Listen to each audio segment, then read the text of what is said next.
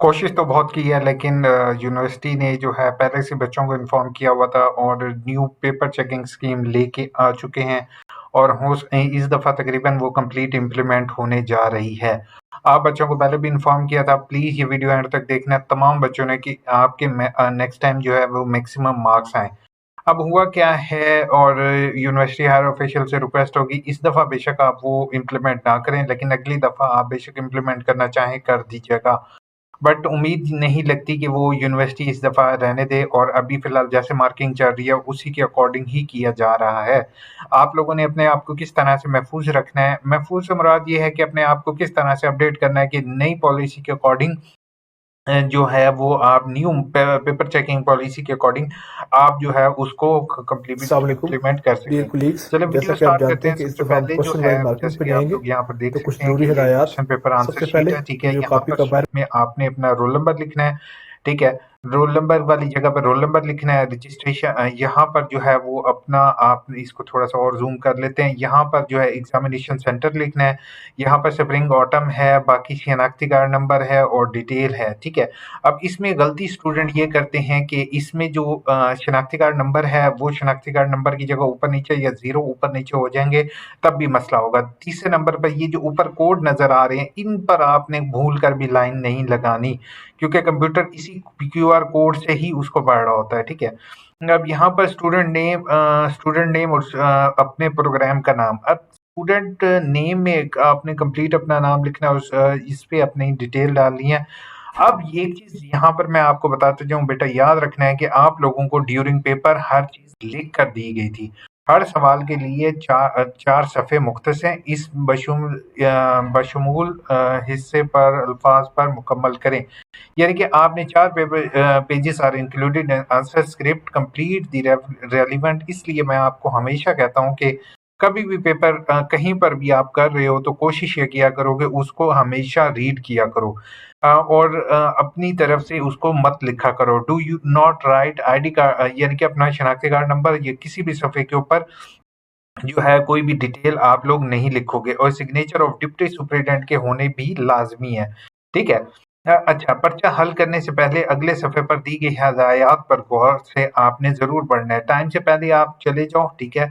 जाकर अपनी जो है वो कंप्लीट डिटेल्स आपने पेपर वाली ज़रूर पढ़नी है। अच्छा, अब यहाँ पर एक चीज़ मैं आपको बताऊँ, ये ऊपर भी क्यूआर कोड्स दिए हुए हैं, आपने इस क्यूआर कोड्स का के ऊपर भूल के भी लाइन नहीं लगानी, ना ही कुछ करना है। अगर आप इस तरह से कर देते हो तो फिर भी आपका पेपर कैंसल तस्वुर किया जाएगा। कैंसल से मुराद ये है कि बेटा कि आपका पेपर हो जाता है लेकिन आपके नंबर नहीं लगते या इस तरह से कुछ होता है। अच्छा, अब अगर हो सके तो अपने दोस्तों तक भी ज़रूर ये चीज़ शेयर कर दोगे ताकि अगले कोई भी बच्चा ना, अब जैसे ये है 1 पेज, 2 पेज और ये आप देख रहे हो 3 पेज, ठीक है?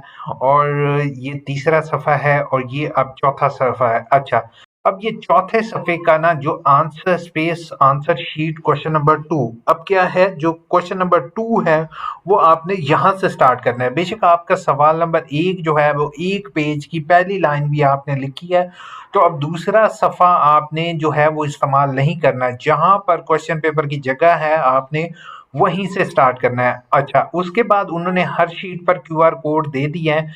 इसका मतलब ये है, अब हुआ क्या है कंप्लीट जो है वो चीज़ मैं आपके साथ शेयर करने लगा हूँ। प्लीज़ चैनल को सब्सक्राइब कर लिया करो, एक सब्सक्राइब करने से आपका तो कुछ नहीं जाता लेकिन भाई को मोटिवेशन मिलती है। वैसे ये मैंने चैनल आप लोगों के लिए बनाया था।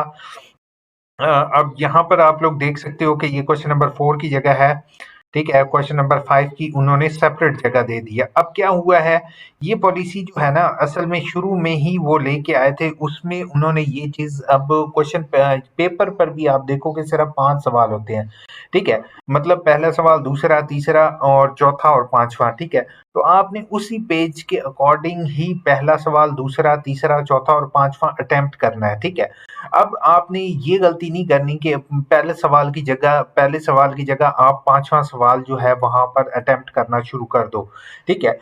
तो जो आपका पहला सवाल होगा ना क्वेश्चन पेपर का, आपने वो पहला सवाल आपने अटेम्प्ट करना है, ठीक है। दूसरा सवाल है आपका लाज़मी आपने अटेम्प्ट करना है। तीसरा सवाल आपके लिए लाज़मी है। तीसरे में अगर 2 ऑप्शन है, तो आप दोनों ऑप्शन में से कोई एक ऑप्शन करोगे लेकिन तीसरे सवाल की जगह वही रहेगी।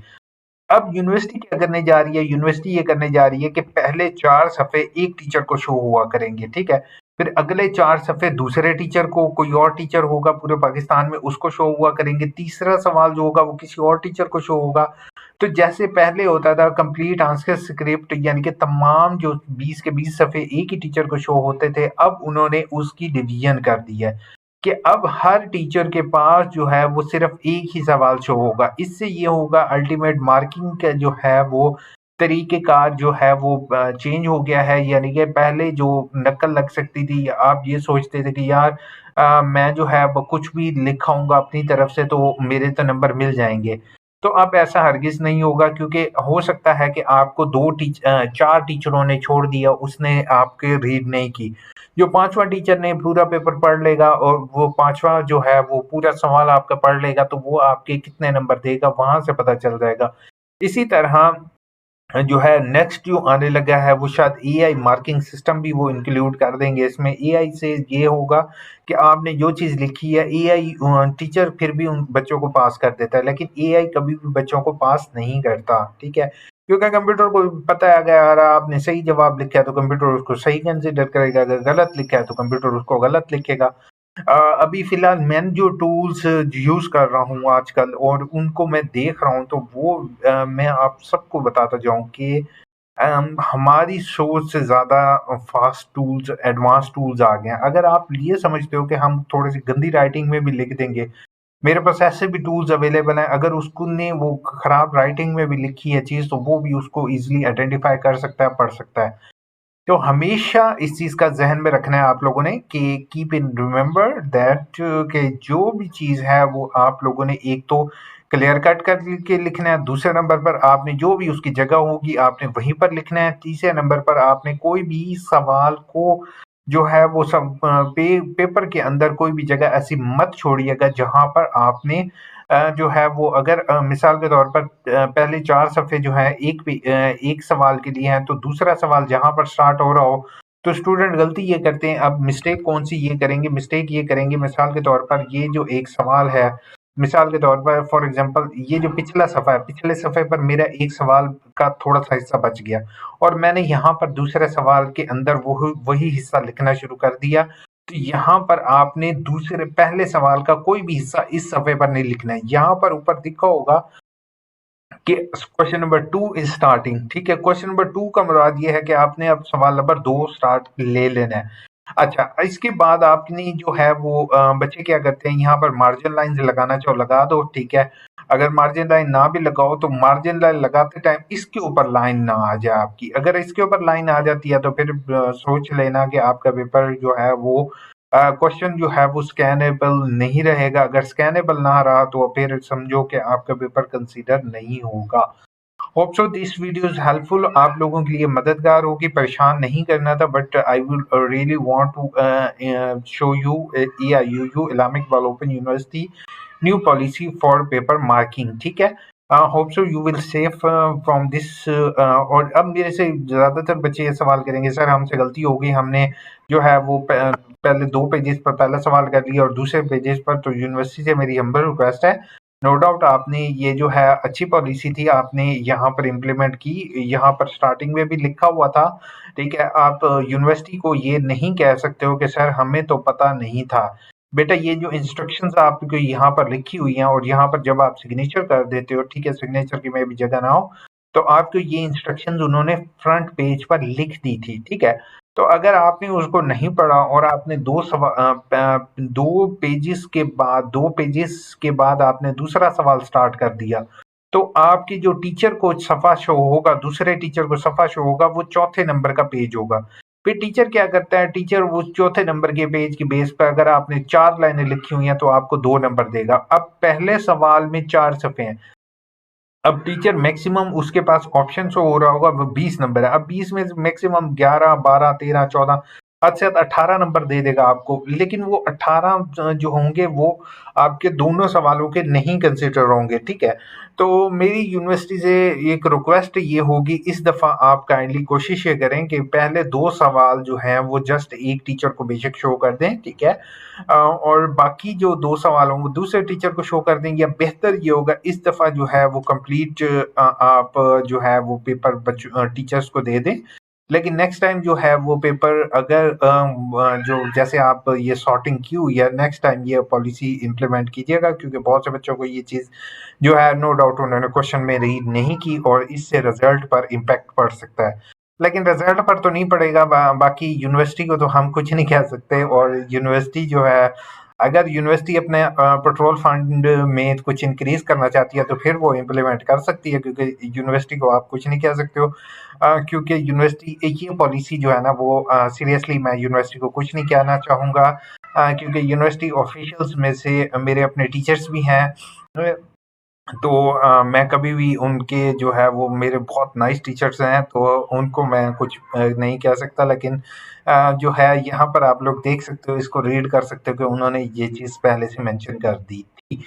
ठीक है, लेकिन परेशान ना हो, इंशाल्लाह आपके जो है बात मैं उनसे हायर ऑफिशियल्स तक पहुँचा दी है। इस दफ़ा मे बी वो इस तरह से ना करें कि सॉर्ट आउट करें, बट अगर कर देते हैं तो फिर हम तो कुछ नहीं कर सकते इससे सिवाय रिपेयर के। तो थोड़ी-सी कमेंट्स के जवाब दे देते। रीता ने कहा है, वालेकुम सलाम, मेरा रिजल्ट कार्ड अभी नहीं आया, मुझे रिजल्ट कार्ड और डिग्री दोनों चाहिए, तो मैं कौन सा ऑप्शन सेलेक्ट करूं? अच्छा, सबसे पहले आपने डिग्री का ऑप्शन सेलेक्ट करना है रिदा, लेकिन सबसे पहले आप कोशिश ये करो कि डिग्री के लिए अप्लाई कर दो, लेकिन क्रेडिट चेक कर लो, ठीक है? अगर आपको फिर भी अर्जेंट चाहिए तो आप हेड ऑफिस इस्लामाबाद से जाके एक दिन में भी ये क्लियर करवा सकते हो। थोड़ा सा टाइम लगेगा, पैसे लगेंगे, लेकिन हो जाएगा। लेकिन अपने क्रेडिट लाजमी चेक करने हैं। सर जी 2016 में फर्स्ट टाइम एडमिशन लिया था, लेकिन अभी तक ट्यूटर शो नहीं हुए, प्लीज़ हेल्प। 2026 के फर्स्ट टाइम एडमिशन आपने लिया है तो मेरी एक बात सुन लो, आपको वेट करना होगा, आपके जून जुलाई में ट्यूटर्स शो हो जाएंगे। ट्यूटर के लिए परेशान ना हो, ट्यूटर जो है ना वो आपको जून जुलाई में शो हो जाएंगे। असाइनमेंट्स नेट से डाउनलोड कर लो, चैट जीपीटी को यूज करके असाइनमेंट्स लिख लो, ट्यूटर को भेज दो बस। सर पेपर कंप्यूटर चेक करेगा क्या? बता दिया ना, पेपर टीचर चेक करेंगे, ठीक है? ट्यूटर्स जो हैं वही चेक करेंगे, लेकिन ये आपका ये ध्यान में ना रखना कि ट्यूटर जो है, अब जैसे एबटाबाद का एक ट्यूटर है तो वो एबटाबाद वाला जो है ना वो कराची के पेपर चेक कर रहा होगा, किसी को कोई नहीं पता कि कौन ट्यूटर उसका पेपर चेक कर रहा होगा, ठीक है? और हर एक सवाल भी उन्होंने बाँट दिए हैं। तो ये चीज़ है कि टीचर्स जो हैं उनके पास 2 ढाई लाख ट्यूटर्स हैं, वही पेपर चेक करेंगे। Sir accounting and finance 2.5 year किया है, लेकिन इसके लिए कौन-सा ऑप्शन सेलेक्ट करूँ? चालान जनरेट किया, कन्फ्यूज़न हो रही है। अच्छा, इसमें जो है ना BS accounting and finance 2.5 year अगर आपने किया है तो भाई ऑनलाइन अप्लाई करते टाइम आप जैसे ही अप्लाई कर दोगे ना, आप जस्ट एप्लीकेशन सबमिट करोगे, ऑटोमेटिकली आपके साइट पे प्रिंट इनवॉइस का बटन आ जाएगा, आपका चालान ऑटोमेटिकली जनरेट हो जाएगा, वही चालान आप पे कर दो, that's it. Amazing effort, thank you so much Hasan भाई, आपने हमारी वीडियो को लाइक किया और हम आपको भाई को दिल देते हैं। Petrol is very costly significantly. असल में ना हमारे यहाँ पेट्रोल बहुत currently unemployment is income education fees is very high daily and असल में पता है क्या, हमारे यहाँ पेट्रोल, मैं तो कहता हूँ पेट्रोल महंगा इतना हो कि तकरीबन 1,000 रुपया लीटर हो जाए। मैं सच में कह रहा हूँ, हम लोग जो है ना हमें कोई फर्क ही नहीं पड़ता, हम कहते हैं 1,000 रुपया लीटर हो जाए पेट्रोल, सिर्फ पेट्रोल ही डलवाएंगे। आप सबको एक चीज़ मैं बताता जाऊँ, यहाँ पर मैं अपने इन्फॉर्मेशन पब्लिक इन्फॉर्मेशन डिस्क्लोज नहीं कर रहा हूँ, बट मुझे कुछ एरियाज कुछ एरियाज लोगों ने बताए हैं, वहाँ पर बकायदा पेट्रोल अवेलेबल है, ज़मीन में अवेलेबल है। क्योंकि हमारे पास भी चोलिस्तान, रेगिस्तान है, जो मुत्तहिदा अरब एमिरेट्स हैं, वहाँ भी चोलिस्तान है, रेत है, तो क्या यहाँ पे पेट्रोल नहीं होगा? जब इंडिया में उस कुछ इलाकों में पेट्रोल निकल आया, तो पाकिस्तान में कैसे नहीं हो सकता? पाकिस्तान में ऑब्वियस बात है पेट्रोल है, लेकिन हमारे यहाँ हमारी हिम्मत नहीं होती निकालने की, जबकि बहुत जगहों पे सर्वे भी हो चुका है कि यहाँ पे पेट्रोल है, लेकिन नहीं निकाल सकते हैं। अब्दुल शहूर ने स्माइल किया, ठीक है ब्रो। उसके बाद अक्सा ने कहा है, बहुत शुक्रिया सर जी, ठीक हो गया। आप सबका बहुत बहुत शुक्रिया, आपने वीडियो लाइक की, चैनल को सब्सक्राइब किया। प्लीज़ ये वीडियो एक बंदे तक ज़रूर शेयर करना, क्योंकि अगर आप लोग शेयर नहीं करोगे, लाइक नहीं करोगे, ठीक है, तो नेक्स्ट टाइम मैं फिर इस तरह की वीडियो तो नहीं बनाऊँगा। फिर आप लोगों ने जो है एक पेज पर 3-3 सवाल भी कराओगे तो फिर बाद में फेल होगे, फिर आप यूनिवर्सिटी को कहोगे कि यूनिवर्सिटी वालों हमें क्यों फेल कर दिया, हमें क्यों निकाला? तो फिर जो है ना फिर क्या होगा? अल्टीमेट होगा यही कि जो है हम कुछ नहीं कर सकेंगे।